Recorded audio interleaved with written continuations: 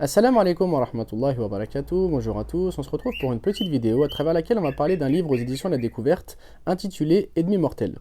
Alors ce livre va nous parler des représentations de l'islam ainsi que de la politique musulmane en France à l'époque coloniale. Alors pour comprendre le présent, rien de tel que retourner dans le passé afin de découvrir bien souvent les racines du mal ou les racines du problème.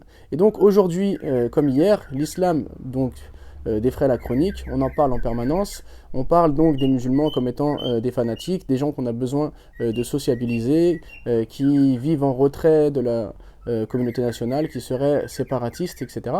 Et donc, pour bien comprendre ce qui se joue aujourd'hui, rien de tel que de retourner dans le passé et de voir l'origine, si on peut dire ça, de cette problématique. Alors, notre auteur va nous proposer justement de découvrir comment la France, pour justifier sa mission civilisatrice, donc à savoir la colonisation, a décrit donc les musulmans comme étant des gens arriérés, des gens fanatiques, des gens qui avaient besoin des lumières, des gens qui avaient besoin de la civilisation.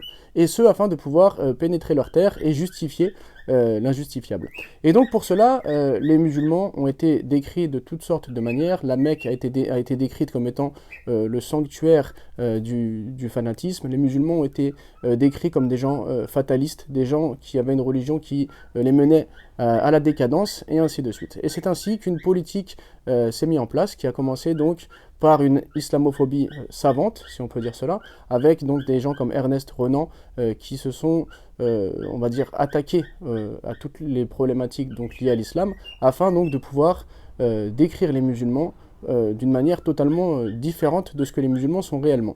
Mais ça a marché, ça a été véhiculé au point que maintenant ces préjugés sont fortement présents donc dans la société, et même beaucoup de personnes donc vivent avec ces préjugés et ont des images totalement erronées de l'islam. Par la suite, donc, lorsque la France a fait face à l'Allemagne donc, pendant la guerre mondiale, elle avait besoin cette fois-ci de fédérer et de mobiliser les musulmans. Alors elle s'est mise à organiser le pèlerinage à la Mecque, à justifier donc qu'elle était une nation et une puissance musulmane qui respectait donc ses sujets musulmans, afin donc de pouvoir fédérer les musulmans et qu'ils rejoignent donc la cause de la France contre l'Allemagne. Donc on voit que l'islam a toujours, donc au long de l'histoire, été instrumentalisé par les politiques de façon à pouvoir toujours avoir le dessus et le contrôle. Et aujourd'hui, donc, on subit et on continue donc de vivre cette même politique.